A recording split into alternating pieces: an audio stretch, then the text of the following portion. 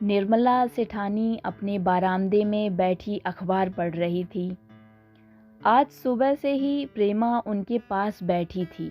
अपने तय समय से 1 घंटे पहले ही आ गई थी। आज दिवाली के दिन उसका लड़का उसे फ़ोन ज़रूर करेगा, इस बात का उसे पूरा भरोसा था। जैसे ही सेठानी के मोबाइल की घंटी बजती, प्रेमा को लगता था कि उसके लड़के का ही फ़ोन है। निर्मला मोबाइल उठाकर हेलो बोलती हुई प्रेमा की तरफ देखती है। उसकी आंखों में एक चमक आ जाती है। प्रेमा को लगता कि शायद अब वह इतने दिनों बाद अपने बेटे से बात कर पाएगी। वो बड़े उत्साह से सेठानी की कुर्सी के और पास आ जाती थी, पर सेठानी के किसी मित्र या रिश्तेदार की तरफ से फ़ोन पर मिलने वाली बधाई की आवाज़ सुनकर वो थोड़ा निराश हो जाती थी। फिर वापस जाकर अपनी जगह पर उदास होकर बैठ जाती थी। अरे प्रेमा, और कितनी देर तक बैठी रहोगी? सेठानी ने पूछा। तुम्हारे लड़के ने कहा था सुबह 9 बजे फ़ोन करेगा। अब तो 11 बज चुके हैं, देर भी हो रही है। अपने घर जाओ और दिवाली की तैयारी करो। निर्मला सेठानी भी अपनी कुर्सी से उठी, रंग उठाए और रंगोली बनाना शुरू कर दिया। प्रेमा की आंखों में उदासी के हल्के से भाव आ गए। फिर जल्दी ही वो संभलते हुए बोली, लाइए, ये वाला रंग हम भर देते हैं। जब तक रंगोली पूरी नहीं होती, हम आपके साथ रंग भरते रहेंगे। आपकी भी मदद हो जाएगी। आखिर हम घर में अकेले करेंगे भी क्या? प्रेमा की उम्मीद टूट जाए ये सेठानी भी नहीं चाहती थी। उन्होंने मुस्कुराकर उसे अनुमति दे दी। प्रेमा का लड़का मुंबई चला गया था और उसके बाद फिर कभी वापस नहीं आया। यहाँ प्रेमा अपनी टूटी हुई मड़ैया में अकेले रहती थी, इस उम्मीद के साथ कि जब उसका लड़का शहर से पैसे कमाकर आएगा तो उसके लिए घर बनाएगा। उसके 2 बच्चे और थे, एक लड़की जिसकी शादी हो चुकी थी और एक छोटा लड़का जो कई बरस पहले ही निमोनिया झेल ना पाया और भगवान को प्यारा हो गया। अब बड़ा लड़का ही उसकी जीने की आखिरी उम्मीद था। प्रेमा की आंखों में मोतियाबिंद हो गया था, उसे कम दिखाई देता था, इसलिए उसे अपनी आंख का ऑपरेशन कराना भी ज़रूरी था। उसे लगता था उसका लड़का खूब पैसे कमाकर वापस आएगा और उसका इलाज कराएगा। 2 साल पहले जब प्रेमा का लड़का मुंबई जा रहा था तो उसे गले लगाकर खूब रोया था। उसने वादा किया था कि जल्दी ही वो प्रेमा की आंखों का ऑपरेशन करवा देगा। प्रेमा के रिश्ते के एक काका किसी काम से मुंबई गए थे। वहाँ उनकी मुलाकात उसके बेटे से हुई। उन्होंने प्रेमा का पूरा हाल उसके बेटे को बताया कि किस प्रकार उसकी माँ उसकी याद में पागल हो गई है। आंखों से दिखना बहुत कम हो गया है और समझाया कि थोड़ा हाल खबर लेते रहा करो, बेचारी तुम्हारी माँ वहाँ अकेले रहती है। लड़के ने व्यस्तता का बहाना बता दिया। काका ने उसका मोबाइल नंबर ले लिया।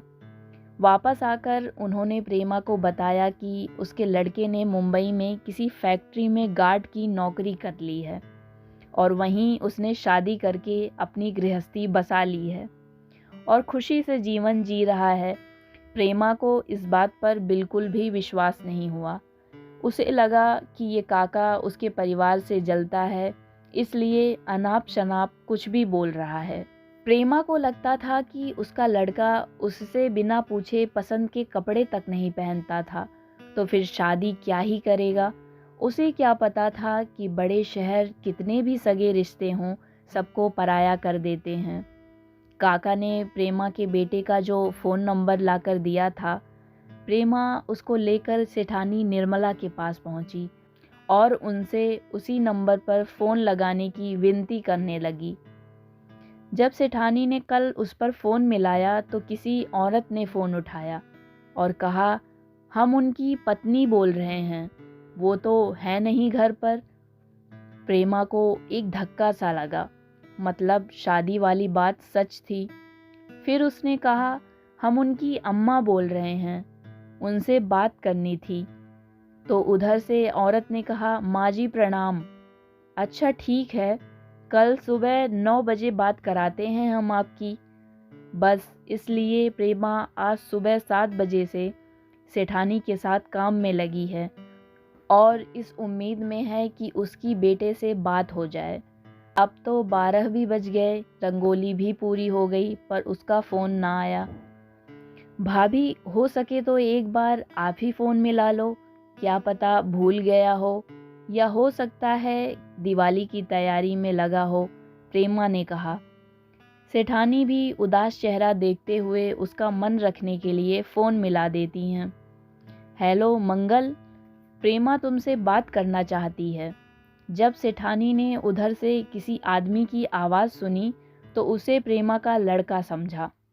यहाँ कोई मंगल नहीं रहता, गलत नंबर है ये, कृपया इस नंबर पर फ़ोन मत मिलाइएगा कभी, उधर से उत्तर आया। उसके बाद फ़ोन कट गया। सेठानी के अंदर की आवाज़ पहले ही कह रही थी कि अब यहाँ कनेक्शन नहीं मिलने वाला, लेकिन कनेक्शन इतनी जल्दी कट जाएगा ये पता न था। सेठानी ने प्रेमा की तरफ देखा जो आंखों में आस भरे उनकी ओर एकटक ताक रही थी। सेठानी ने क्षण भर को उसकी आंखों में देखा, फिर आगे उससे नज़रें मिलाने की उनमें हिम्मत नहीं बची। क्या हुआ भाभी? उसने बड़ी आस से पूछा। बात हुई? क्या कह रहा था मंगल? अभी व्यस्त था क्या? तो कब फ़ोन करने के लिए कह रहा था? प्रेमा ने एक साथ कई सवाल पूछ लिया। कुछ नहीं, लगता है फ़ोन ठीक से काम नहीं कर रहा, उधर से आवाज़ नहीं आ रही है, सेठानी ने बहुत धीमी आवाज़ में कहा। अच्छा, प्रेमा को जैसे सेठानी की बात का भरोसा नहीं हुआ। अच्छा भाभी, कल फिर देख लेंगे, इतना कहकर वो हताश होकर जाने लगी। सेठानी निर्मला जानती थी कल भी फ़ोन नहीं आएगा, यहाँ कोई मंगल नहीं रहता। इतने तीखे स्वर में ये कहा गया था कि सेठानी को पूरा विश्वास हो गया कि मोबाइल फ़ोन के उस ओर जो भी हो, प्रेमा का बेटा तो बिल्कुल नहीं हो सकता। एक पति हो सकता है, पैसे के पीछे भागने वाला आदमी हो सकता है, शहर में बसने वाला एक स्वार्थी इंसान हो सकता है, पर बेटा तो बिल्कुल भी नहीं, क्योंकि उसे अपनी माँ का बिल्कुल भी ध्यान नहीं है। सेठानी को प्रेमा के लिए बहुत बुरा लग रहा था। उन्होंने कुछ सोचकर अलमारी से 10,000 रुपये निकाले। तब तक प्रेमा दरवाजे तक पहुंच गई थी। प्रेमा, ओ प्रेमा, सेठानी ने उसे पीछे से आवाज़ दी। हाँ भाभी। प्रेमा फुर्ती से सेठानी की ओर मुड़ी। उसकी आंखें एक बार फिर चमक उठी। उसे लगा शायद उसके लड़के का फ़ोन आ गया। तुम्हारे लड़के का फ़ोन नहीं लग रहा था, उसका मैसेज आया है, कह रहा है सेठानी जी मेरी माँ को 10,000 रुपये दे दीजिए, जब मैं आऊँगा तब दे दूँगा। ये लो पैसे, अपने मोतियाबिंद का इलाज करा लेना, सेठानी ने कहा। प्रेमा के आंखों से आंसू छलक गए। उसके विश्वास की जीत हो चुकी थी। उसने आगे बढ़कर सेठानी के हाथ से पैसे ले लिए और कहा, हम जानते थे हमारा बेटा हमको भुला नहीं सकता। सेठानी निर्मला ने गहरी सांस ली और सोचा, आँखों का मोतियाबिंद तो ठीक हो सकता है, पर मन की आँखों को सब स्पष्ट ना दिखे वही ठीक है। प्रेमा की आस नहीं टूटनी चाहिए। ये कहानी अगर आपको अच्छी लगी हो तो चैनल को लाइक, शेयर और सब्सक्राइब कीजिए ताकि आने वाली कहानियों को आप सुन सकें।